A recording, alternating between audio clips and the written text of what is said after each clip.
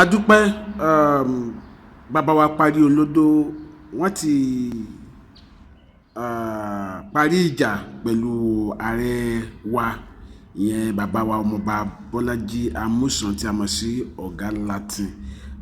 Wọ́n ti parí ìjà, àwọn méjèèjì ti parí ìjà o. Adúpẹ́ lọ gbogbo ẹ̀yin olólùfẹ́ wa, àtẹ̀yin tẹ́ ẹ dá sí, tẹ́ ẹ rúná sí, àtẹ̀yin tí ìjà náà ò tẹ́ lọ́rùn, tẹ́ ẹ sọ̀rọ̀, tẹ́ ẹ dẹ̀ sọ òótọ́, tẹ́ ẹ sòkodo rọrùn níbi tó yẹ kẹ́ ẹ sọ̀rọ̀ sí, gbogbo yín pátápátá la kí o. Kẹ́ ẹ lè mọ̀ pé lóòótọ́ ni pé bàbá wa Pariolodo wọ́n ti parí ìjà pẹ̀lú ọ̀gá Látìn, torí wọ́n ní tọ́mọdé bá ń ṣe bí ọmọdé, àgbà náà gbọ́dọ̀ ṣe bí àgbà tó tó bí òwe o. Bàbá wa Pariolodo wọ́n ṣe bí àgbà ní tòótọ́, wọ́n ṣe bí àgbà ní tòótọ́. Wọ́n fi ohùn ránṣẹ́ sí àwọn olólùfẹ́ wọn, wọ́n dẹ̀ fi ohùn ránṣẹ́ sí bàbá wa Látìn. Ẹ gbọ́ nǹkan tí wọ́n sọ.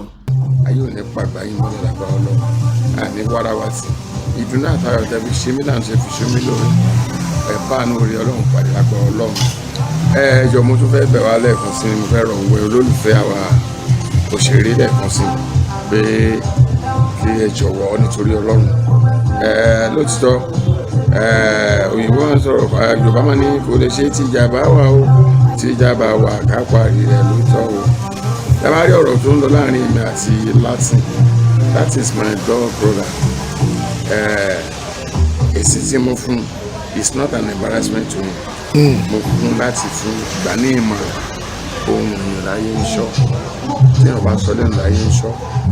Even kò ẹ má sọ pé mi ló ń bá wí, ọ̀tọ̀rọ̀ yìí tábà ojú, òtàbá mú, òtàbá etí, òtàbá gbogbo ẹ̀. So lèmi ṣe jáde láti sọ̀rọ̀ pé ọ̀rọ̀ ìpínlẹ̀ káàtó. Ṣé tí wàá rí i pé ìjà ti tán báyìí? Iṣẹ́ tíátà kò ṣeé dá ṣe, kò ṣeé dá ṣe. Nǹkan tí mo fẹ́ràn àwọn onítíátà sí lélẹ́yìí, ìjà òkìdíjọ́ kejì nínú wa kò ṣeé dá sí. Mo kí gbogbo ẹ̀yin olólùfẹ́ mi lẹ́ẹ̀kan sí, Àjọmádé ní orúkọ mi.